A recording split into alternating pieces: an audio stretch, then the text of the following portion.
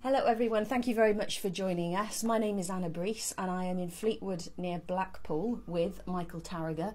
I've travelled all the way from South Wales. Here's Mike here. Hi, good morning. Good morning from both of us. What I wanted to do really is one of the reasons I've come down is to launch Michael's book, which we've put on Amazon now. There's a print version and an e-version. The interview you did with John Wedger, I found it absolutely heartbreaking, Michael. I felt I had to come and meet you, and the reason being as I have children and I could 100% feel your pain and your agony and your desire to get your story out, but to get some justice as well. And I mean, thinking of you as a little child, as a baby, left in the hospital, like you said, your mother walked out, you had a twin brother there, then your older sister was, 2-year-old sister was brought to the hospital and left as well, and then the story that you tell about when you went to Bob and Ivy Wood's home, where you call them mum and dad, and you know the experiences that you had, and the fact that you can come out the other end now at this age and live to tell the tale. You're 69 now, aren't you? Nearly Yep. 70. And the reason we've got to get this story out is because you're not well. No, I've got a terminal illness. I'm on the way out, ready to pop the clog, so to speak. But I've been wanting to tell people, I've been trying to tell people for 60 years plus. From the time as a child when I was being abused, there was no one to tell. And those I did tell didn't believe. As we were lost kids, if you were in care and you didn't have any family, you were a lost kid. The system didn't want you. Nobody outside wanted you. So those who wanted to abuse, it was Turkey Day. It's hard to... Well, that's the title of your book as well. We've called it Meat Rack Boy, because you're treated like a piece of meat. We were treated like a piece of meat. We were sold like pieces of meat. And it was every day, without exception. It just went on. Well, I just want to say to the people watching, if you've got any questions in a sort of 5-10 minutes, or any comments, that we'll mention them and include you in this broadcast. What I would like to say is, I think a lot of people watching, a lot of people are supporting John Wedger now. If you do have children, or if you've got relatives or your nieces and nephews, for whatever reason, should your children end up in care, who's looking out for them? You know, for whatever reason, there were no relatives, and they did end up in this system. Where they, you know, when they tell someone, they're not believed. They're incredibly vulnerable. And like you said, you did try on several occasions to get somebody to listen. I mean, you went to the police, and your vest and your socks, and you ran away in the cold, and they simply said that you were being naughty. In need of discipline, in other words. Yeah, when I done that, that was my first experience of running away, and the thrill of going down the road, running, is what kept me going. I was getting away until the milkman met me and took me to Borehamwood Police Station, who, well, they knew the home, and I probably was in need of discipline, but the discipline that was being meted out was not the discipline that I should have had. You know, as a child, you want loving and nurturing, not being bummed, abused, beaten up, sexually abused, filmed. You know, it's not really the right way to treat a child in care, or any child come to that. And now I'm on the way out, and I want people to read the book. I want people to hear my story. I want people to make their own mind up. There are people who say, no, this could not have happened. But there are also people saying, yeah, we know this kind of thing happened. It wasn't just to me. It was to many, many thousands of kids who went through the system in the early 50s, the 40s, the 50s, the early 60s.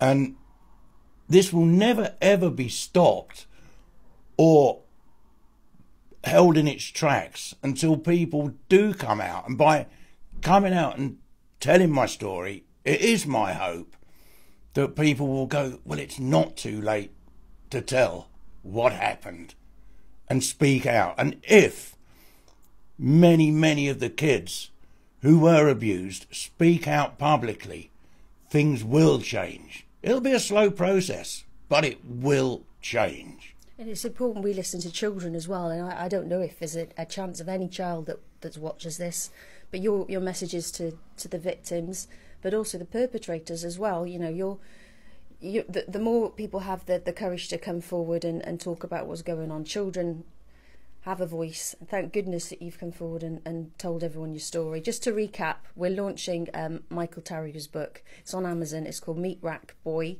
We'll put the link in the description so you can have a look. And what I would like to say is, you know, there's some details in there from that weren't in the interview. In particular, you met Edward Heath, didn't you? Although at the time you didn't know he was a politician, and obviously went on then to become Prime Minister. I think it was 1962, and Edward Heath was Prime Minister from 1970 to 1974.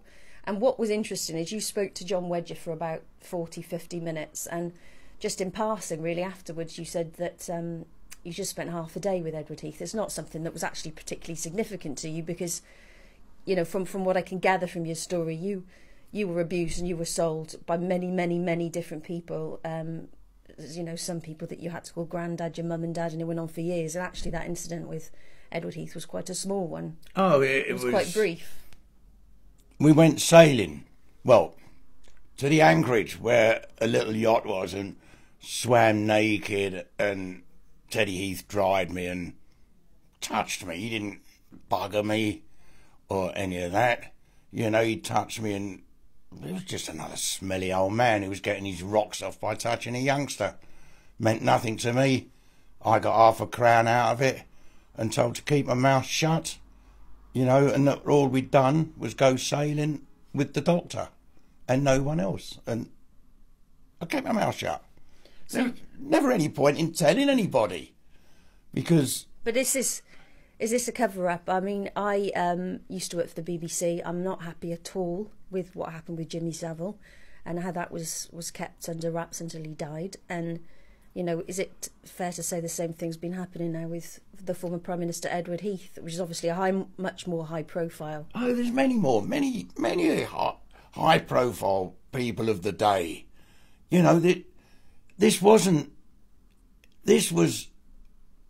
a high society game. It was, the old rich men did not want older boys that had been used. They wanted what they termed chickens, fresh chickens. And the richer, the wealthier you are, the younger the child you got. And as you were passed down, you were passed down a chain, because you ended up, instead of being at the West End, you ended up at King's Cross. And you'd get a hot dog off a stall rather than a burger out of a wimpy house or something civilised. And once you passed an age where you were no good, you were just discarded. Which what was it, 16? Yeah, 16. At 16-year-old, you were no longer a commodity. A prostitute, yeah. A boy prostitute.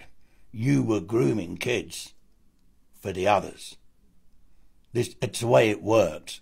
For me, I was fortunate because at 16 years old, I was at the nautical school and life had started to change for the better. But I left behind from the homes many kids who were abused, many kids who didn't know what to do, where to go, who to talk to. And I couldn't tell them where to go because no one believed me.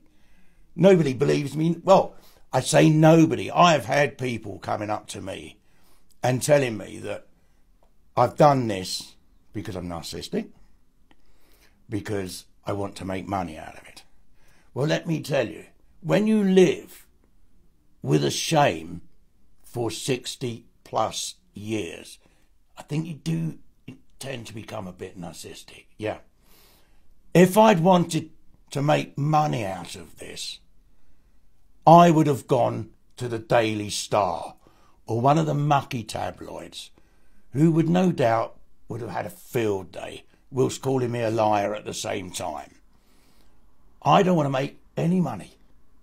I just want my life to be laid out for you, the listener, the reader, to try and understand what life for an abused child was, what it was like in the 50s, and how it came to an end, and how now, just off my 70th birthday, I found someone who actually listened. Now, I'd never met John Wedger before I spoke to him. Didn't know who he was. And I just rang him up out of the blue. Got the number off Facebook and just rang him up and said, look, I need to talk to you. Didn't know what to expect. Did not have a love for the police or ex-police. Healthy respect for them, but no love for them. And this guy came up and listened to me. And we had a cup of tea and a fag and etc., etc. And we laughed and we joked. And he said to me, you're a very brave man for doing this. No, I'm not. I'm a bloke whose shame has now lifted.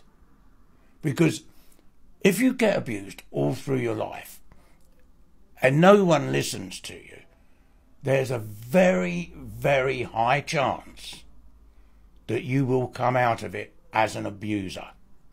For me, it didn't happen. Now, I'm not saying you'll come out and you will abuse children because it's what happened to you. I'm not saying that at all, but the chances are you will become a bully. You will become a liar because you're living a lie. Because you can't face it. I couldn't face it. I couldn't tell any of my ex-wives, girlfriends, lovers, whatever, that I was once a bum boy for the wealthy as a child. I couldn't say that. How can you say that? But I can say it now because Georgie, my partner, she kind of understands. John Wedger, he understands. And Anna Breeze, who has done a tremendous amount of work, understands. And without these people, I couldn't have got this book out. And without these people here as well. I mean, look at these comments. These people believe you. I believe you. That's why I've travelled for 5 hours up in the snow to come and meet you. Because your story is just one of the most, I think, the most heartbreaking story I've ever heard. And I just saw you as a little boy. I could see you as a little boy, and you said that they gave you a bath and had some clean pyjamas, and they said they loved you, and that Bob and Ivy was your mum and dad, but they sold you for sex, and they raped you. They made you do things with your sister and filmed it, and it went on and it went on. And then what you said about Edward Heath, you didn't even make a big thing of that. I mean, it just came up in conversation. Yeah. And that's in the book. What I would say to people is please share this broadcast. We have to get this message out. The mainstream media are not covering it. I'm a former BBC ITV journalist. We all know what happened with Jimmy Savile. It didn't come out until he had died. Edward Heath has died. But how many other people are there? How many other abusers are there? And it's been kept silent. So it's horrific abuse towards children and babies and toddlers. And I think there's not one single person. The comments are coming in. Everyone believes you. I believe you. And what's so incredible is if you buy this book, £4, so it's on Amazon, you can buy it an e-version or a paperback version. £4 is the profit, the entire profit from each book. And tell us what you're going to be doing with the profits, Michael, because this is pretty incredible too. Every single penny from this book is going to go back to John and Anna to use it to do what they've done for me, help me to get a story out. For me, it's tainted money. I'd be prostituting myself to take the money. You know, I have my dreams. I can see Johnny Depp playing me, the younger me in a film. I can see Keith, as in Keith Richards, playing the older me. You know, that's fantasy world. But I don't want a bean. I'm not going to accept a bean out of this. What I want is for this filthy trade to stop. And if we can get enough money out of the book to get John a camera, so the recordings he does of people, their testimonies, if you like, they're filmed properly and in a professional way, then yeah, it's got to be the way to do it. What do I want money for? I've got a home. All right, it's rented, but everything in it is mine. I've got the best partner you could ever wish for, who's on my level of madness, you know. And yeah, life is good. And for the last 10 years, it's just got better. But it's got better because I wrote my story. Yes, it was rejected 1,000 times. You know, it's been called a lot of old bollocks, and this could not have happened, this didn't happen. Well, it did happen. And I don't care what people say. I'm me. I'm not a brave bloke. I'm a bloke who the shame has lifted from. And that's how I feel. And yeah, it's time to get it all out. When I snuff it, sorry, go on. I can go with a smile and not a scowl. And that's what it's all about. Well, we'll be spending the money on boosting this as well, so lots and lots of people see. And I know you were impressed that, you know, the interview you did with John has had around 30,000 views, but we're going to get a lot more than that, because I think everyone who watches this, I really encourage you to share it. That's how we're going to get the message out. The book, a lot of people are asking for the title, is Meat Rack Boy. That the original title was a successful failure, but we were thinking about the photograph. I saw the photograph of your brother, which is the only photograph you've got that was given to you by Lambeth Council. It's not even a photograph, no, it's not a a photocopy. It's heartbreaking, Michael. And I knew we had to put that on the front cover, and you came up with the title. Do you think, though, let's look to where we are now. John Wedger, who you met, former Scotland Yard detective, when he was working for the police, you know, really 2004, 2014, this was still going on. 9 to 14-year-old children were being pimped out. And when he approached his bosses in the Met Police, he was threatened to stay silent, and he ended up losing his job. So although what happened to you in the 50s and 60s, our concern is this is still going on. Oh, it's big scale. When I went to the police here in Blackpool, and they told me, no, we can't go anywhere near this. And I said, well, why? And they said, because A, it's too long ago. And I said, hold on. If you can investigate a DJ, if you can investigate various ministers, if you can accuse ministers of sexually abusing kids in the 50s, why can't you do this? And one of the answers from a police officer was the hierarchy would not approve. All right. Well, fuck you, hierarchy. Approve it. Just listen to people. Because the second time I went back, I've got a policeman friend here who I'll call Plod. And that's my nickname for him. And I said to his wife, who works for the police, what do I do here? And she said, ring them. Talk to them. Ask to speak to the sexual abuse unit.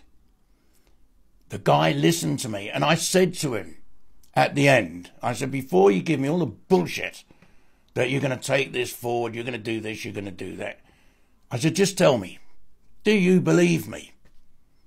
And he looked me in the eye, and he said, yes. He said, I think I do. And then Metropolitan Police.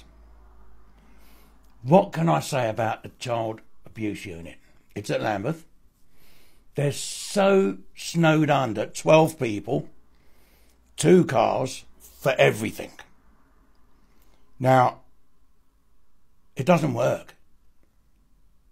You need more than that. You need a hell of a lot more. But they came up and they said, oh, we have to take you to the rape suite to interview you. The rape suite? 69-year-old.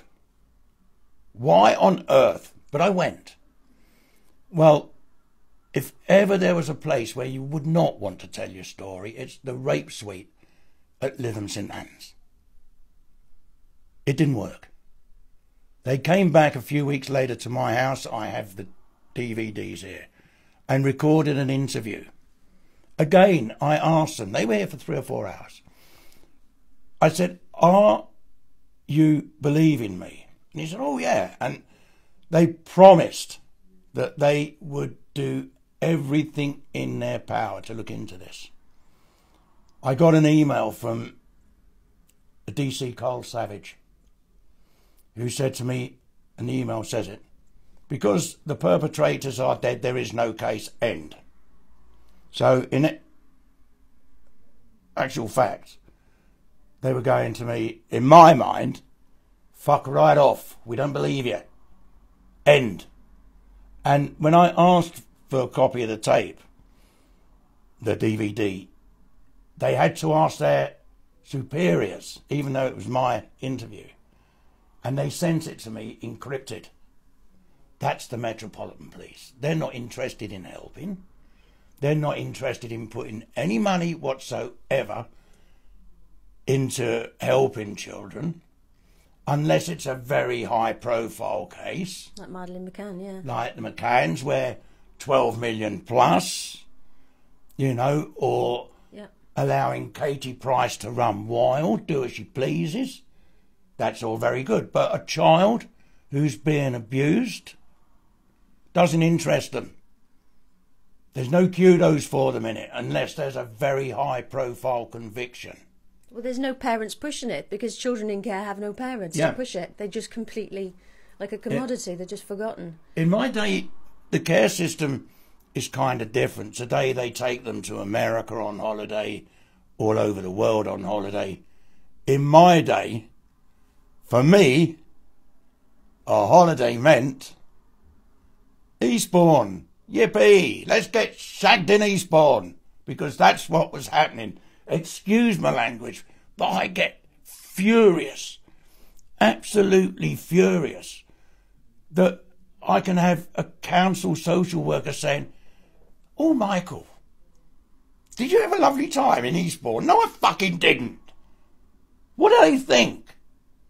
But because I was a child, nobody's going to listen. And because I've got older and nothing's been done throughout the years, nobody listened.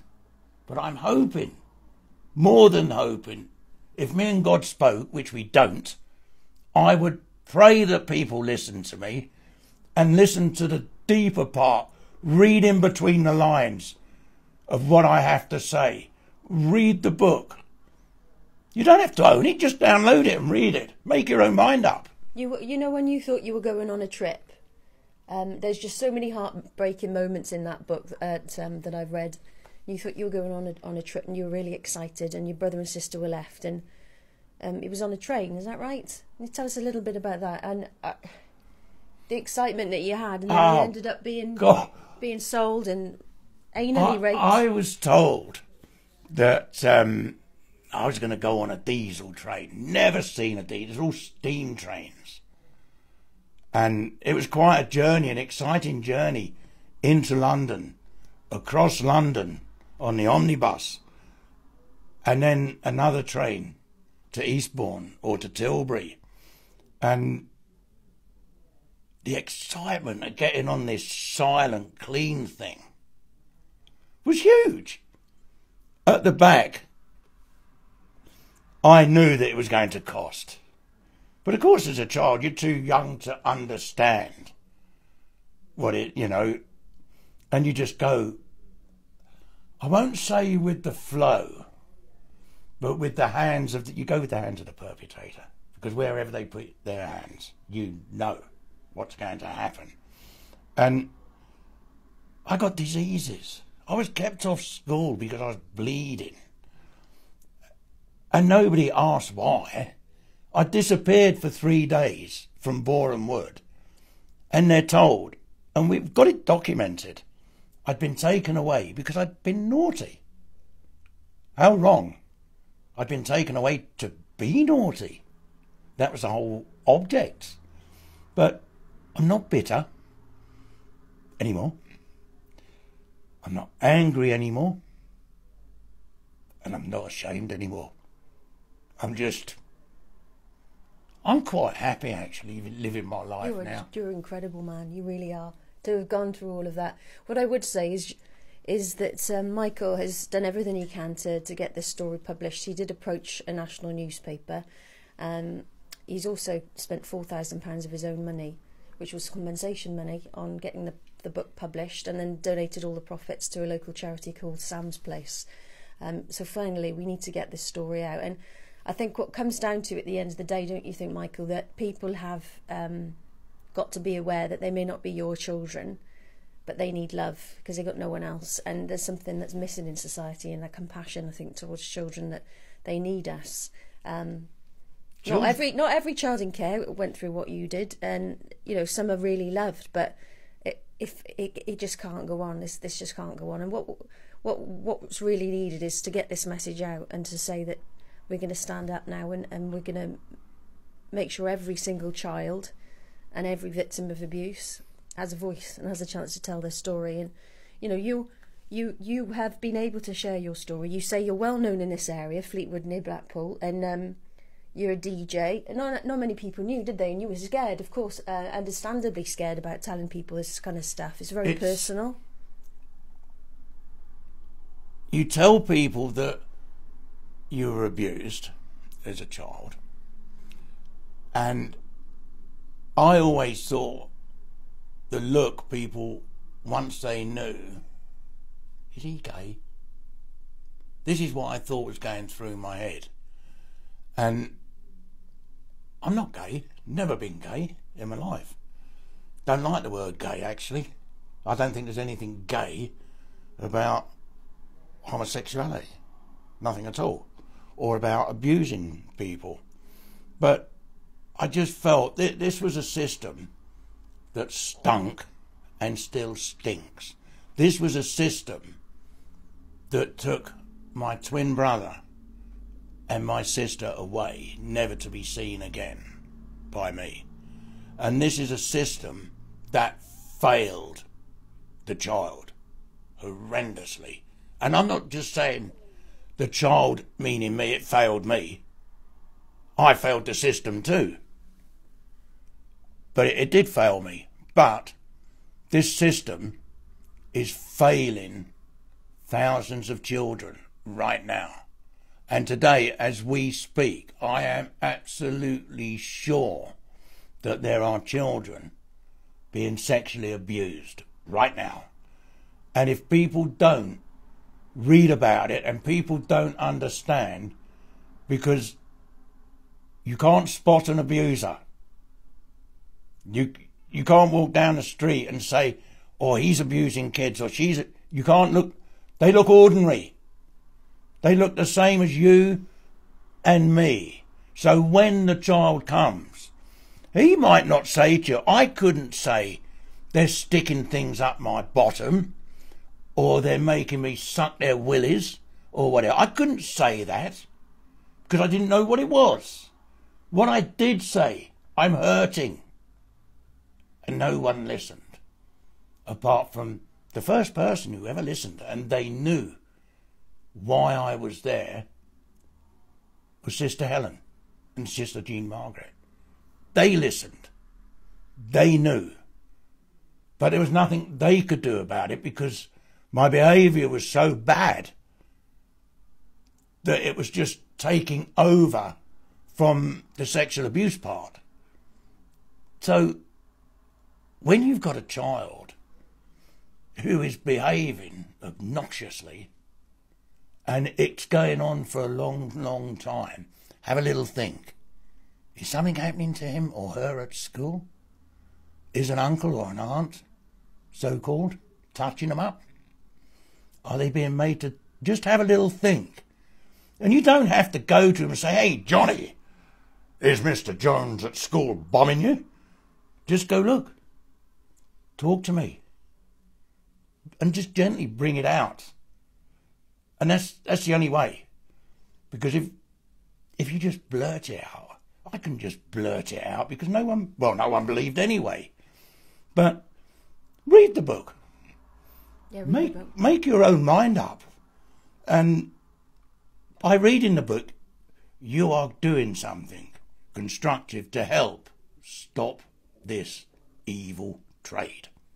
Thank you ever so much, Michael. So if you don't have any money, you can still really, really help the campaign. You can follow John's page, you can subscribe to him on YouTube, but you can share and comment. If you comment and you share, then this message will get out and it will grow. Yeah, all the profits from the book will be going towards the campaign and helping other people share their story like Michael has. Like you said, Michael, you haven't got long left. You said you've got a terminal illness. But I think I'm going to reiterate what everyone else is saying here, is that you're an incredibly brave man and you've helped so many by sharing your story.